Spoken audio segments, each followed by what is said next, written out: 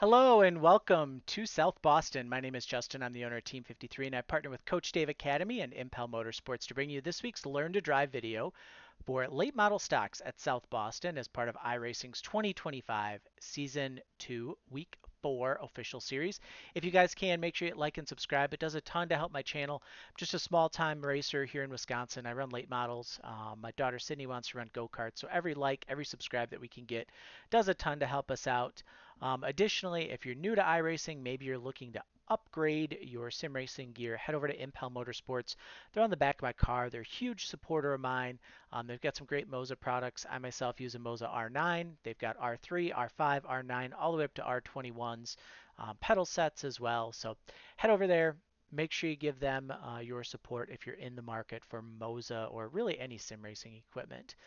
Um, those of you who have been on the channel, we got a new car this week. I decided to finally get around to painting my car. So we've got, it's kind of a throwback to how my car looked my first season of racing 2 years ago with the black hood, black roof. The only difference was this was white, but I like it better in black. So we'll leave her black for now. Um, but yeah, let's just kind of dive in here to qualifying here at South Boston. So you're going to want to make sure you tire heat. That's super important, is to tire heat, tire heat, tire heat. And you'll see here I'm going high on the track just to give me a couple extra feet to be able to tire heat before iRacing gives me that furled black flag. I'm going to go high here in 3 and 4, come into the green flag, really just to practice getting a run. Lap 2 is going to be my fast lap. Just a little over rotation in 1 for the setup. So we're going to come back here lap 2.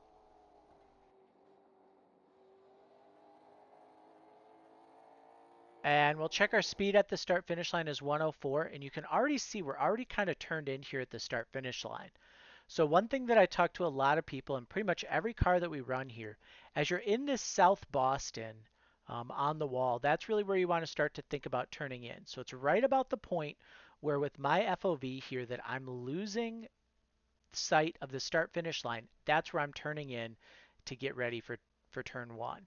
You'll see we come in here. Let's go back to the far chase. We're after the start finish line, but we're at this first set of dashes after is where we're going to lift, even with strut masters on the inside wall. We're going to lift, grab a little bit of brake to rotate that car. And then our goal is going to be to get this left front tire right below that black seam. So we get that left front tire down there, we grab that, and we grab throttle. And you can see we're already getting back on throttle here for Q right about the time we're at the end of this pit wall. So back on throttle right there at the pit wall, driving up off. We'll take it up to the back wall. Nice and tight here. When you're in the cockpit, you want to make sure you're as close to that wall as possible. And you can see here the crack here on it is kind of even with my hood. I kind of have these paint lines that are set up to really make it easier for me. So get that there. We head into turn 3. There's a Strutmaster sign on the wall. Looks like we went just a little past. The Strutmaster sign on the wall, that's where we're going to turn in. So you see we go past that. We start to turn in for the corner. And then this last set of dash lines, just past that's where we're going to lift. No brake going into 3. We're going to take a wide arc around. And about halfway through the corner, we're going to try and get this left front below this black seam here in the corner. And as we do, we get on throttle, we drive the car down, and it gives us just a really nice drive off for a 6:20 lap time. You see too here, something really important is to drive through the start-finish line here and kind of intentionally miss turn 1 and take a late break into there. So that's super important to keep your speed built up. A lot of guys, I'll look at their telemetry on Team 53 and I'll notice that they're lifting at the start-finish line on their Q lap. And I'm like, dude, just drive through it.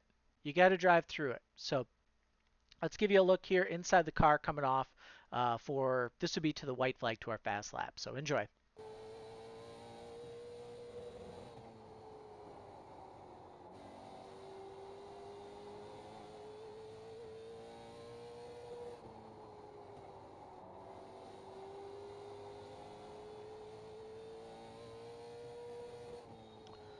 So there's your super fast Q lap here around South Boston. Nothing super major there. Race trim, you can see about 5 laps in, we ran a 46. I think there's more speed in it. I just really wanted to get you guys nice laps so that you could see, race trim pretty much the same as Q. You're going to notice in the race trim though, I get this left front a lot further under this yellow line. And I do that kind of by design. Um, Getting your left front and even your left rear below this line is going to de-wedge the car, and it's going to free this car up a lot more to help with corner rotation. So if your car starts to get tight, drop it down there. The other thing to do if your car gets tight is before you race, go into your options, go into controls, and make sure you have brake bias set. We talk about this in a lot of our videos, how you can use brake bias throughout the race to free up the car. So a smaller percentage is going to make the car looser on entry. A bigger percentage is going to make the car tighter on entry. And you can use that to really help you get through these corners, especially at South Boston. 3 and 4, kind of same deal.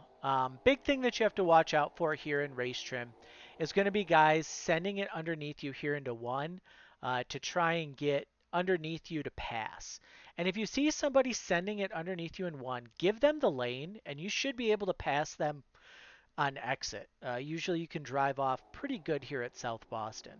So that's something kind of to keep in mind here is just your ability to drive off. It's such a momentum track that you can really make that top side work. And after about 20 or so laps, there are a lot of races where the top side will start to come in, especially laps under green.